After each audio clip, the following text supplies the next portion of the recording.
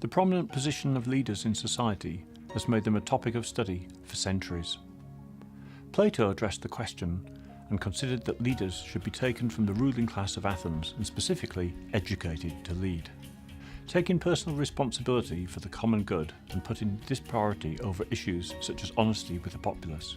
Plato made a distinction between ruling by law and the art of ruling by persuasion. Between 1469 and 1527, these views were further developed and arguably modified by Machiavelli, who agreed that leadership could be taught. His book The Prince, written in 1532, is an instruction manual on political leadership and the use and retention of power. His discussions of the use of fear and love parallel Plato's law and persuasion. He advised that leaders seek to appear to govern virtuously, but in reality act on expediency. They should be seen to be merciful, faithful, humane, frank, and religious, but not actually be these things. He deals with the issues of generosity versus meanness, honesty versus reputation, and cruelty versus kindness, with a similar expedient rather than principled approach. Most famous is his belief that within certain limits it is better to be feared than loved, because, as he put it, men worry less about doing an injury to one who makes himself loved than to one who makes himself feared. Machiavelli's ideas have been widely applied to leadership in general. His target audience was medieval Italian princes. The system in which they operated meant that they predominantly used one style of leadership, which we now call autocratic. 500 years after it was written, The Prince remains one of the most controversial and widely read books on leadership. In the 19th century, studies on leadership sought personal characteristics or traits that were common to effective leaders. This led to the trait theories of Thomas Carlyle and Francis Galton. Carlyle assessed the traits of great historical figures, while Galton, in his 1869 book Hereditary Genius, studied the leadership skills of the blood relatives of powerful individuals. Galton found their decline from first-degree to second-degree relationships and concluded that leadership skills were inherited rather than learned. He reached this conclusion for most of the areas he studied, which led to his support for eugenics. This theory of inherited traits was accepted for many years and related to traits such as intelligence, morality, self-confidence, adaptability, and persistence. It was highly influential in the development of psychology in England and indirectly in areas such as education policy. Machiavelli aside, most models remain trait-based and descriptive, making little attempt to offer instruction on how to lead. By the middle of the 20th century, trait theory faced severe criticism on the grounds that people who are good leaders in one situation are not necessarily good in another.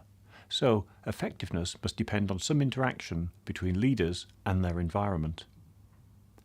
From the 1950s to the 1970s, this led to a backlash against trait theory. Improved methods of research and statistical analysis led to a more flexible idea that both the situation a leader finds themselves in and their personality traits are predictive of their performance.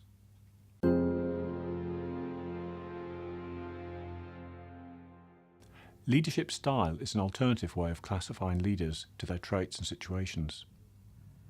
Styles refer to behaviour patterns such as autocratic or conciliatory, where traits refer to tendencies such as empathic or objective.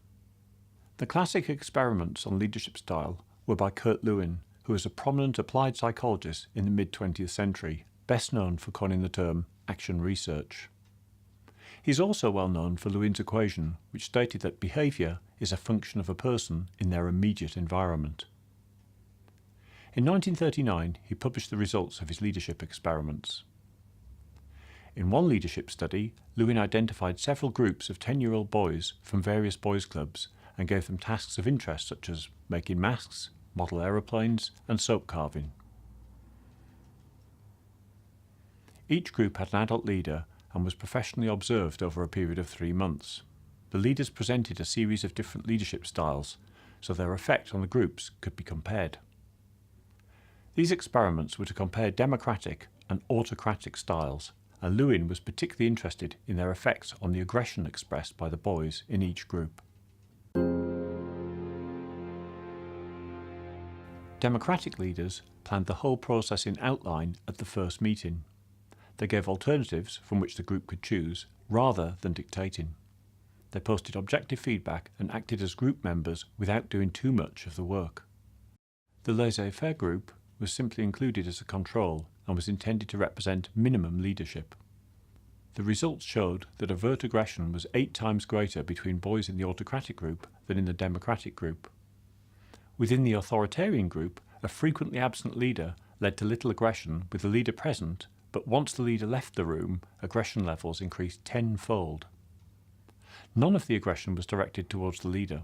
The boys' reaction to the leader involved submission or attention-seeking. In 2 cases, the general inter-member aggression condensed into aggression against an individual boy. In both cases, the boys left the experiment, and in both cases, the leader saw these victims as natural group leaders. A further result was that egocentric behaviour occurred twice as much in the autocratic group than in the democratic group. Later experiments suggest that groups that are under stress perform better with authoritarian leadership, while groups that are not under stress are more productive when under democratic leadership. Autocratic leadership is at its best when the team members are under stress and the leader's judgment and decision-making is the best in the group. This occurs when the leader has extensive direct experience of the tasks and situation of the group members. In Lewin's experiments, which gave a clear endorsement of democratic leadership, the leaders were all adults and the group members were all boys, meaning that if a leader has greater seniority, experience and knowledge than their team, this does not alone imply that an autocratic style is the best style. Autocratic leadership is at its worst in situations where a leader lacks direct experience of the frontline tasks of their team and lacks the intelligence to recognise their own limitations. Democratic leadership is at its best under relatively low stress conditions and with complex tasks, particularly if those tasks require the cooperation of a number of people working in different specialist areas. In such situations, the leader is not likely to have detailed knowledge of each person's speciality. However, they do not need this if their democratic leadership skills are good. The widespread success of the democratic leadership style means that people with these skills tend to do well wherever they are. Democratic leadership is at its worst in high-stress situations with inexperienced teams, but with leaders experienced in all aspects of the team's task.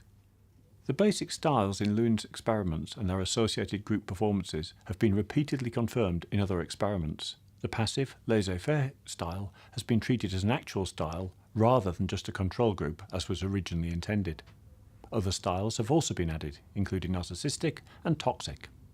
Lewin's democratic and autocratic styles have been developed into theories of situational leadership through which individuals adapt their styles to suit the situation.